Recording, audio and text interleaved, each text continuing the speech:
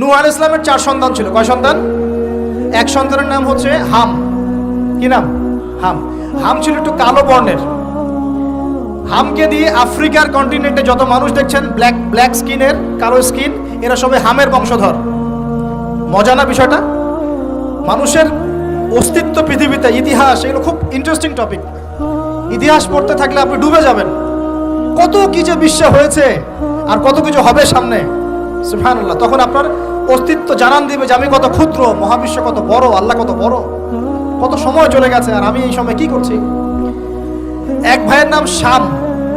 এই শামকে কেন্দ্র করে এই আরবের যে মানুষগুলো আছে, অ্যারাবিয়ান, এরা শামের বংশধর। আরেক ভাইয়ের নাম ইয়াফাস। কি নাম? ইয়াফাস। ইয়াফাসের বংশধর হচ্ছে পশ্চিমারা, মানে রোমক যারা, তারা। আরেক ভাইয়ের নাম ছিল কেনান। কি নাম? কেনান। ঈমান নিয়ে আসে নাই, ওই যে প্লাবনে ডুবে মরে গেছে। মরে যাওয়ার পরে আদম আলাইহিস সালাম বলেছিল, আল্লাহ আমার পরিবারের অন্তর্ভুক্তকে মাফ করে দাও। আল্লাহ বলেছেন, লাইসা মিন আহলিক, সে তোমার পরিবারের কেউ না। নবীর সন্তান হওয়ার পরেও ঈমান না আনার কারণে সে জাহান্নামে গেছে। আর আমরা আর কি এমন মানুষ, অমুক আলেমের সন্তান, অমুক বক্তার সন্তান, হ্যাঁ, অমুক পীরের নওয়াবজাদা, অমুক তমুক, এইসব বড়াই করে লাভ নাই। আমল, আকীদা, ঈমান যদি ঠিক না থাকে, আমাদের বংশ পরিচয় আমাদেরকে বাঁচাতে পারবে, আমাদের দেশ, জাতীয়তাবাদ, বর্ণ বাঁচাতে পারবে না। যার যার কবরে তাকে তাকে যেতে হবে। নিজের আমল নিয়ে ফিকির করেন, নিজের কবর নিয়ে ফিকির করেন, অন্যের দিকে চোখ দেওয়া বন্ধ করেন, আগে নিজের কবরে ফিকির করেন। আল্লাহ পাক সবাইকে তৌফিক এনায়েত করুন। যারা বুদ্ধিমান তারা নিজেকে নিয়ে ব্যস্ত থাকে, যারা অহংকারী, উদ্ধত, এরা মানুষের পিছনে পড়ে থাকে। আল্লাহ পাক আমরা সবাইকে নিজের চেহারা আয়নায় দেখার তৌফিক দান করুন। আমিন। প্রিয় ভাইরা, নূহ আলাইহিস সালামের যুগ চলে গেল। 950 বছর দাওয়াত দেওয়ার পরে এই পরিণতি হয়েছে। এরপরে আসছে ইব্রাহিম আলাইহিস সালামের সময়। আল্লাহ পাক তাকে উদ্ধার করেছেন, অগ্নি পরীক্ষা থেকে বাঁচিয়েছেন, নমরুদকে আল্লাহ পাক ধ্বংস করেছেন। আল্লাহ পাক এরপরে এনেছেন আদ জাতির হুদ আলাইহিস সালাম এবং তার অনুসারীদেরকে আল্লাহ পাক বাঁচিয়েছেন, বাকিদেরকে ধ্বংস করে দিয়েছেন ঝড় দিয়ে, বায়ু প্রবাহ দিয়ে। সামুদ জাতি এসেছে, সামুদ জাতিকে আল্লাহ পাক ধ্বংস করেছেন বজ্রপাত দিয়ে, বিদ্যুৎ দিয়ে। আর সালেহ আলাইহিস সালাম এবং তার অনুসারীদেরকে বাঁচিয়ে দিয়েছেন। ফেরাউনের যুগ এসেছে, আল্লাহ পাক মূসা আলাইহিস সালাম এবং বনু ইসরাইলকে বাঁচিয়েছেন, ফেরাউনকে ডুবিয়ে মেরেছেন লোহিত সাগরে। ঈসা আলাইহিস সালামের যুগ আসছে, একই সুন্নাত। ঈসা আলাইহিস সালামকে আল্লাহ পাক শুধু রক্ষাই করেন নাই, নিজের কাছে উঠিয়ে নিয়েছেন। সুবহানাল্লাহ। তিনি আবারও আসবেন পৃথিবীতে ইনশাআল্লাহ। যতদিন না তিনি আসছেন এবং এই পৃথিবীতে 40 বছর রাজত্ব না করছেন, কিয়ামত হবে না ইনশাআল্লাহ। যতদিন পর্যন্ত ঈসা আলাইহিস সালাম আবার ব্যাক না করছেন এবং এই জেরুজালেম থেকে সারা বিশ্বে খেলাফা কায়েম না করছেন, 40 বছর শাসন না চালাচ্ছেন, কিয়ামতও হবে না ইনশাআল্লাহ। এটা সামনে অপেক্ষা করছে।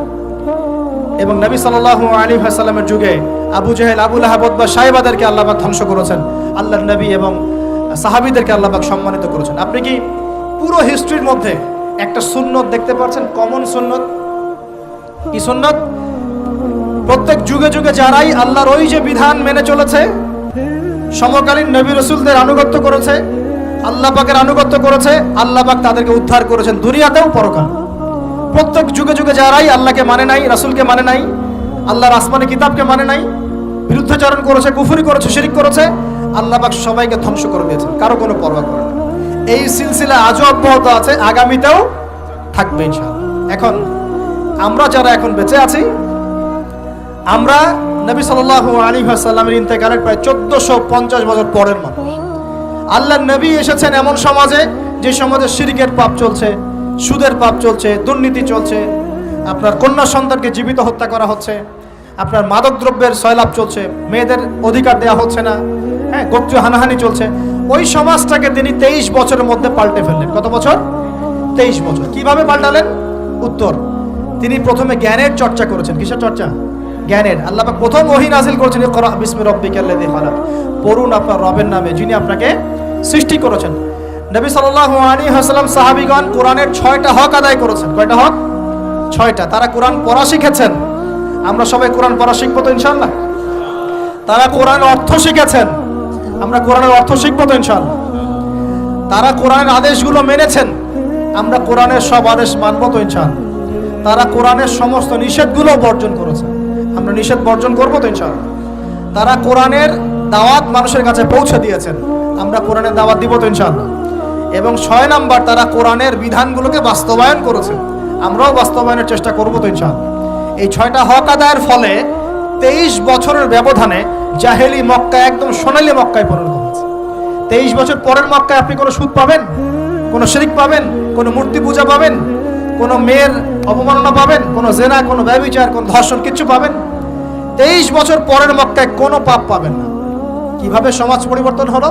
এই কোরআনের হক আদায়ের মধ্য দিয়ে হয়েছে, নবীর সুন্নাত প্রতিষ্ঠার মধ্য দিয়ে হয়েছে। এরপর কি থেমে গিয়েছিল? উত্তর না। এরপর আবু বকর সিদ্দিকের যুগ এসেছে, প্রায় 2 থেকে 2.5 বছর তিনি শাসন কার্য চালিয়েছেন। ওই যুগে কি মানুষ আবার খারাপ হয়ে গিয়েছিল? উত্তর না, বরং ইসলাম আরো বেগবান হয়েছে আলহামদুলিল্লাহ। এরপর এসেছে ওমর রাদিয়াল্লাহু আনহুর যুগ। কত বছর? প্রায় 10 বছর। কত বছর? 10 বছর। এই 10 বছরে কি মুসলিমরা আবার খারাপ হয়ে গিয়েছিল? ওমর রাদিয়াল্লাহু আনহুর কোর্টের মধ্যে কি প্রতিদিন কেস আসতো? সারা বছরে একটা কেসও আসতো না। মানুষ এত ভালো ছিল, সারা বছরে একটা কেসও আসতো না। বরং যারা রাষ্ট্রীয় পর্যায়ে দায়িত্বশীল ছিল তারা এসে বলতো যে আমাদের ভাতাগুলো বন্ধ করে দেন, বসে বসে বেতন নিব কেন, কোনো তো কেসই আসে না, বসে থাকবো কেন? এরকম সমাজ ছিল। একজন ব্যক্তি খুঁজে পাওয়া যেত না যে নামাজ পড়ে না, একজন মুসলিম পাওয়া যেত না যে যাকাত দেয় না সামর্থ্য থাকলে, এমন মুসলিম খুঁজে পাওয়া যেত না যে কোরআন পড়তে জানে না, হাদিসের চর্চা করে না, যে দাওয়াতি কাজ করে না, যে আল্লাহর পথে দাওয়াতে জিহাদে আত্মনিয়োগ করে না, এমন মুসলিমই খুঁজে পাওয়া যেত। এরপরে আসলো উসমান রাদিয়াল্লাহু আনহুর যুগ। ওই যুগে ফিতনা শেষের দিকে সৃষ্টি হওয়া শুরু হলো। কোন বিষয়কে কেন্দ্র করে? কোরআন সংকলনকে কেন্দ্র করে ফিতনা সৃষ্টি হলো। আতাতায়ীদের, বিদ্রোহীদের হাতে উসমান রাদিয়াল্লাহু আনহুকে নির্মমভাবে শাহাদাত বরণ করতে হয়েছে।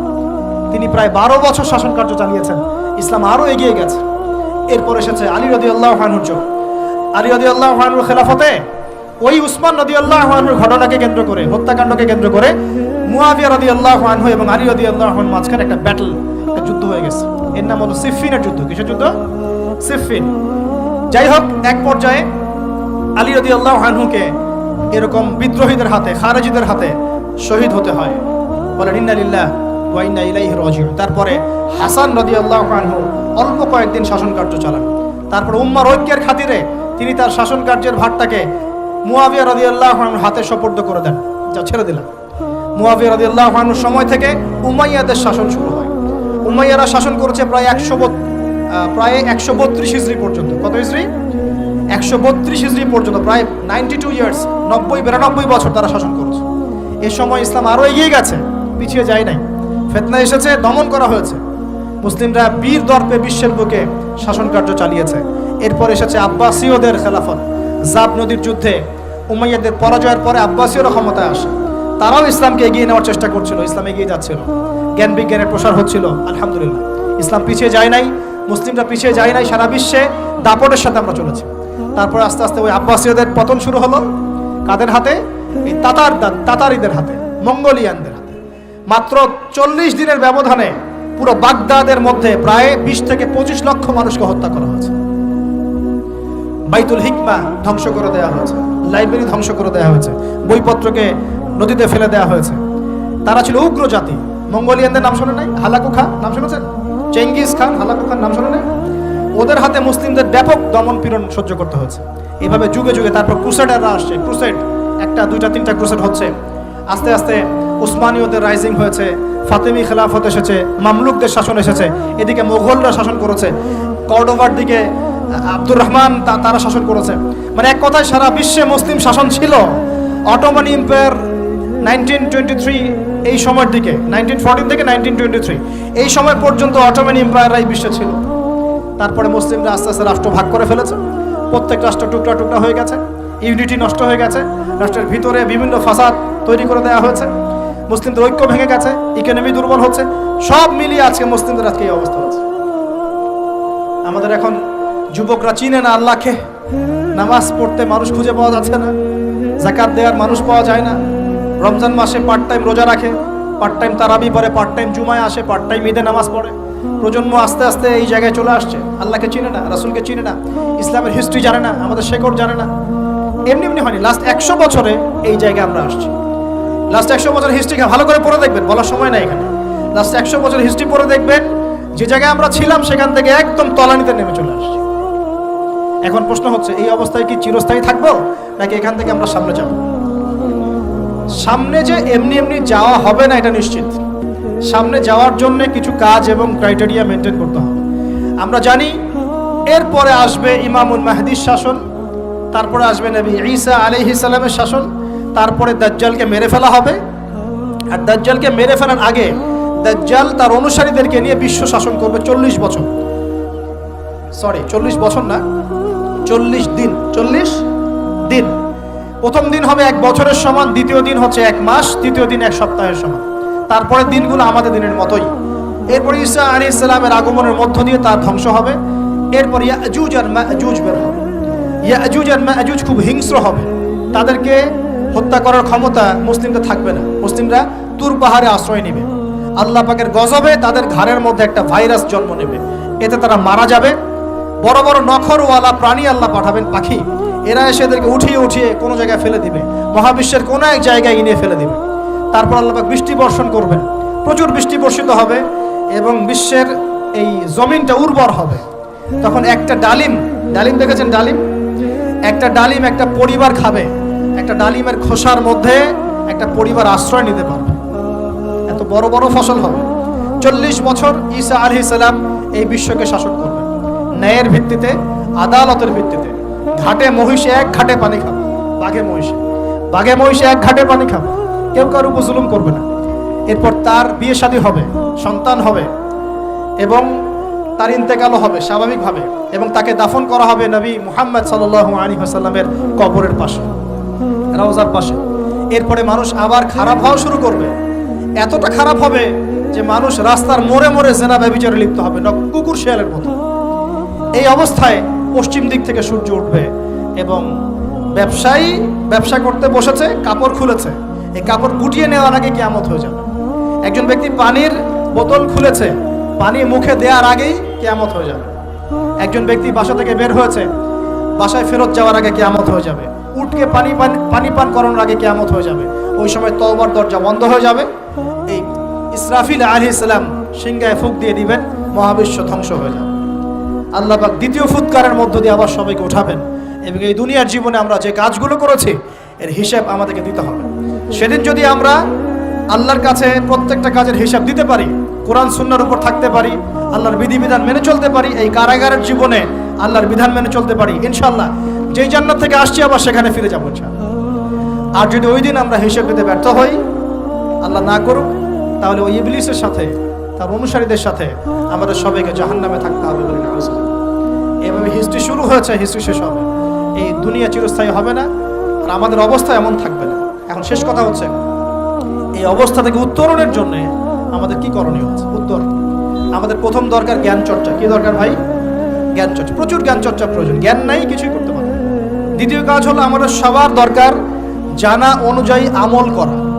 জানা অনুযায়ী আমল করা, যে যত বেশি জানি আমল করার চেষ্টা করি, আল্লাহ পাক তৌফিক দান করুন। এরপর দরকার আদর্শ পরিবার গড়ে তোলা। পারিবারিক আদর্শ সুন্দর হলে পরে সমাজটা সুন্দর হবে ইনশাআল্লাহ। আল্লাহ পাক আমাদের সবাইকে আদর্শ পরিবার গড়ার তৌফিক দান করুন। দিনদার মেয়েকে বিয়ে করবেন, দিনদার ছেলেকে বিয়ে করবেন, অল্পে তুষ্ট থাকবেন, পরিবারের বিষয়ে সবর করবেন এবং সন্ততিদেরকে মানুষ করে যাওয়ার চেষ্টা করবেন। এরপর দরকার আমাদের হালাল রিজিক। সবাই যদি হালাল রিজিকে সন্তুষ্ট থাকি, সমাজের মধ্য থেকে অন্যায় এমনি অটোমেটিক কমে যাবে ইনশাআল্লাহ। প্রত্যেকটা কাজ করার আগে চিন্তা করব কিভাবে করলে হালাল হবে, কিভাবে করলে হারাম হবে। এরপর দরকার নবী সাল্লাল্লাহু আলাইহি ওয়াসাল্লামের সুন্নাহ মাফিক জীবন গড়া। 24 ঘন্টার দিন রাতে যে কাজগুলো আছে, এই কাজগুলোকে নবীর সুন্নত অনুযায়ী করার চেষ্টা করব। আল্লাহ পাক তৌফিক দান করুন বলি আমি। আরও দরকার আমর বিল মারুফের কাজ করা, মানে সৎ কাজে আদেশ করা। আমাদের সবাইকেই দাওয়াতি কাজ করতে হবে। একজন দুজন করবে, বাকিরা করবে না এমন নয়, সবাইকেই পার্ট টাইম হলেও দাওয়াতি কাজ করতে হবে। নামাজ আপনি পড়ছেন, নামাজের দাওয়াত দেন। আপনি যাকাত দিচ্ছেন, যাকাতের দাওয়াত দেন। আপনি রমজান মাসে রোজা রাখছেন, অন্য ভাইকেও রোজা রাখতে উৎসাহিত করেন। আপনি সুদ খাচ্ছেন না, অন্য ভাইকেও নিষেধ করেন, ভাই আপনিও খায়েন। আমি যা করি সেটা আপনি অবশ্যই প্রচার করবেন, আপনি যা করেন সেটা আপনি প্রচার করবেন, যা করেন না সেটা বলতে যাওয়ার দরকার নেই। তবে হ্যাঁ, আমলের কথা আপনি বলতেই পারেন। যদি আপনি তাহাজ্জুদ নিয়মিত পড়তে নাও পারেন, মানুষকে আপনি বলতে পারবেন তাহাজ্জুদের নামাজ পড়েন, তাহাজ্জুদ নামাজ পড়া ভালো। ইনশাআল্লাহ আস্তে আস্তে আপনি নিজেও আমল করার চেষ্টা করবেন। আল্লাহ পাক তৌফিক দান করুন। আমর বিল মারুফ, সৎ কাজে আদেশ করতে হবে। আরেকটা হচ্ছে অসৎ কাজে নিষেধ করতে হবে। সৎ কাজে শুধু আদেশ করলেই হয় না, অসৎ কাজেও কি করতে হয়? নিষেধ করতে হয়। মনে রাখবেন, শুধু সৎ কাজে আদেশ করলেই জীবনেও কোনোদিন আপনার উপর কোনো বালা মুসিবত, বিপদ আপদ, গালি তহমত আসবে না। যখন আপনি সৎ কাজে আদেশের সাথে সাথে অসৎ কাজেও নিষেধ করা শুরু করবেন, তখন চতুর্দিক থেকে আপনার উপরে বাধা আসা শুরু হবে। এটাই সুন্নাত। তবে এটা নবীর সুন্নাত। আল্লাহ পাক বলছেন, কুনতুম খায়রা উম্মাহ উখরিজাত লিন-নাস তা'মুরুনা বিল মা'রুফ ওয়া তানহাউনা আনিল মুনকার ওয়া তু'মিনুনা বিল্লাহ। আর আমাদের দায়িত্ব হচ্ছে পরবর্তী প্রজন্মকে মানুষ করে যাওয়া, নিজেদের জানমাল, সময়, শ্রম দিয়ে আল্লাহর জমিনে আল্লাহর দ্বীনটাকে প্রচার করা, প্রসার করা, প্রতিষ্ঠার চেষ্টা করা, এবং চরমপন্থী না হওয়া, আবার গোলালু মার্কা শৈথিলতাবাদীও না হওয়া, মধ্যমপন্থী থাকা, নিজের দায়িত্ব পালন করা, অন্যকে দিনের দিকে ডাকা। আমাদের ঊর্ধ্বতন কর্তৃপক্ষ যারা থাকবে সবার সামনে ইসলামটাকে যুগোপযোগীভাবে সত্য মিথ্যাকে স্পষ্ট করে দিয়ে উপস্থাপন করা। তারা যদি কবুল করে আলহামদুলিল্লাহ, যদি নাও করে তাদের দায়িত্ব তাদের, আমাদের দায়িত্ব আমাদের। That's all. আল্লাহ রাব্বুল আলামিন আমাদের সবাইকে কোরআন সুন্নাহ মাফিক জীবন করার তৌফিক দান করুন, বলি আমিন। আমাদের সবাইকে আল্লাহ পাক পুরো ওয়ার্ল্ড হিস্ট্রি পড়ার তৌফিক দান করুন, কোরআনের জ্ঞানী হওয়ার তৌফিক দেখ, এর অর্থ বোঝার তৌফিক দান করুন, নবীর সুন্নাহ মাফিক জীবন করার তৌফিক দান করুন, হালাল খাওয়ার তৌফিক দেখ, আদর্শ পরিবার গড়ার তৌফিক দান করুন, এবং দিন ইসলামকে বিজয়ী করার জন্য আমাদের জানমাল, সময়, শ্রম ব্যয় করে আল্লাহর পথে কাজ করার তৌফিক এনায়েত করুন। সকলেই বলে আমিন। أقول قولي هذا أستغفر الله لي ولكم ولسائر المسلمين. بارك الله لنا ولكم بالآية الحكيم إنه تعالى جواد كريم بر رؤوف رحيم.